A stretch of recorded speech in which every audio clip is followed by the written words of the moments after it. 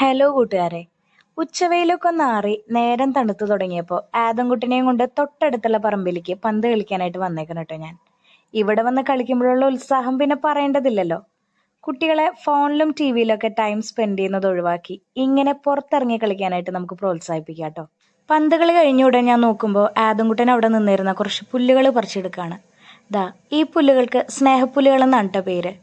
നമ്മളോട് സ്നേഹമുള്ള മനുഷ്യരില്ലേ, നമ്മളെ ചേർത്ത് നിർത്തുന്നവര്, അതുപോലെയാണ് കേട്ടോ ഈ പുല്ലിൻ്റെ അടുത്തോടെ പോയി കഴിഞ്ഞാൽ അതിലുള്ള വിത്തുകളൊക്കെ നമ്മുടെ മേൽ പറ്റിച്ചേർന്നിരിക്കും. ഇന്നത്തെ കാഴ്ചകളൊന്നും ഞങ്ങൾക്ക് തേടി പോണ്ട വന്നില്ല കേട്ടോ. ഓരോന്നും ഞങ്ങളെ തേടി എത്തുമായിരുന്നു. ആദ്യം എത്തിയതാ ഈ അപ്പുപന്താടിയാണ് കേട്ടോ.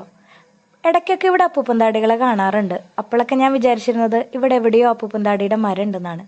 പിന്നെ മനസ്സിലായത് അപ്പുപന്താടി മരമായിട്ടല്ല വളരാ, മരങ്ങളിലൊക്കെ പറ്റിപ്പിടിച്ച് വളരുന്ന ഒരു വള്ളി പോലെയാണെന്ന്. അതുമാത്രമല്ല കേട്ടോ, എരിക്കെന്ന് കേട്ടിട്ടില്ലേ? ഈ എരിക്കിന്റെ കായകൾ നന്നായി മൂത്ത് പാകമാകുമ്പോൾ അതൊന്ന് പൊട്ടും. അതിൽ നിന്നും അപ്പൂപ്പന്താടികൾ പുറത്തു വരാറുണ്ട്. അപ്പുറ വശത്തെ ഒരു ചെറുളയും പറിച്ചു നിൽക്കണം കേട്ടോ ആദംകുട്ടൻ. അതിനടുത്തായിട്ട് ദാ 2 ആഫ്രിക്കൻ ഒച്ചകളുടെ പുറന്തോടുകളും കിടക്കുന്നുണ്ട്.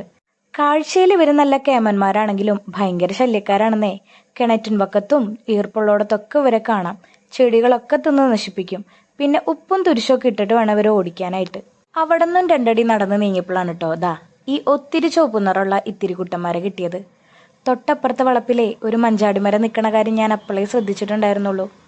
കുറേ മഞ്ചാടിക്കുരുകൾ ഇങ്ങനെ ചിന്നിച്ചെതറി കിടക്കുന്നുണ്ടായിരുന്നു. കുറേയൊക്കെ ദാ ഇങ്ങനെ മഞ്ചാടി കൂടുകളിലായിട്ട് കിടക്കുന്നുണ്ടായിരുന്നു. അങ്ങനെ ആദംകുട്ടനും എൻ്റെ കൂടെ ഇരുന്ന് ഓരോന്നോരോന്നും പറക്കിയെടുക്കാൻ കേട്ടോ.